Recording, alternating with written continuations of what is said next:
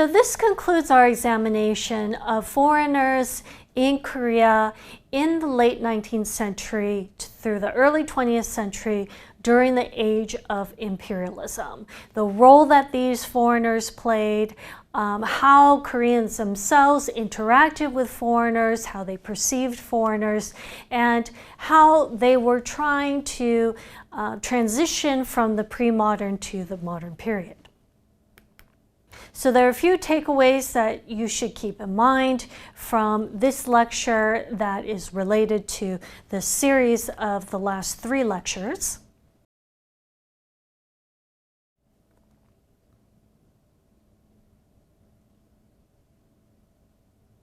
The first is that we should be able to now differentiate the approaches from the US, from Japan and Russia, and how they all perceived Korea, how they approached Korea, and how Korea's domestic circumstances in the 1890s then were related to these.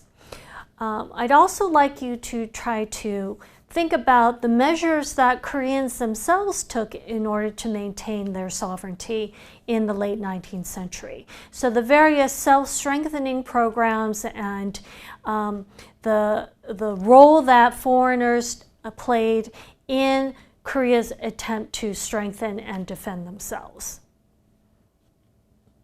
There were also many different responses to Korea and its independence. While there were some who supported Korean independence, who had advocated for Korea and its independence activities, there were those who supported the Japanese and were supportive of Japan making Korea a protectorate and later on colonizing Korea.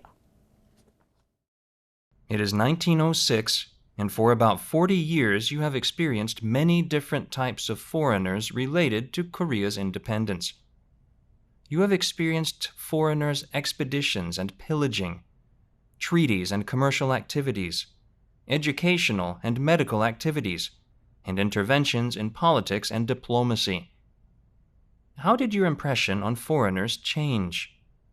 Is it positive or negative? Why do you think so?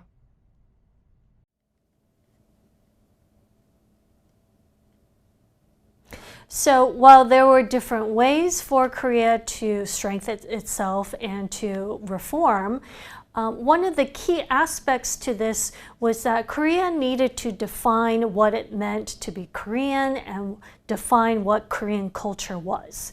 And so what we see are a variety of ways to change the government, the military, the economy, or society, but all of these were attempts at reform and in the process to define Korea.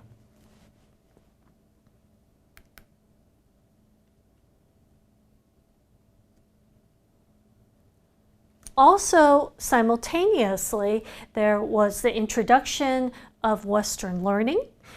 So new ideas and concepts that were introduced by the West, and these were then brought in and started to blend with traditional Confucian learning. And so when we have both domestic attempts to incorporate this, such as through the Yugyeong Kongwon, which combined these different aspects, or whether they were schools that were established by foreigners, such as the Peje School and the Ewha School, what we see is not just a transplantation of Western schooling into Korea, but the introduction of new ideas and concepts that begin to blend with what already existed.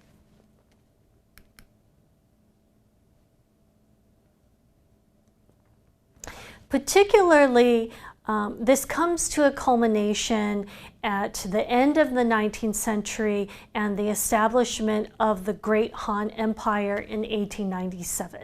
So Kojong declares himself emperor of the Great Han Empire, and now with this establishment of a new modern state comes with it the different new national symbols and accoutrements. So a national flag, a national anthem, and new systems, a postal system, and stamps, and other currency, and other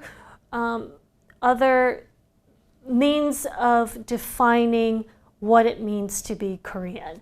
Unfortunately, this was not sufficient to ward off imperialism and to stave off the eventual colonization of Korea by Japan.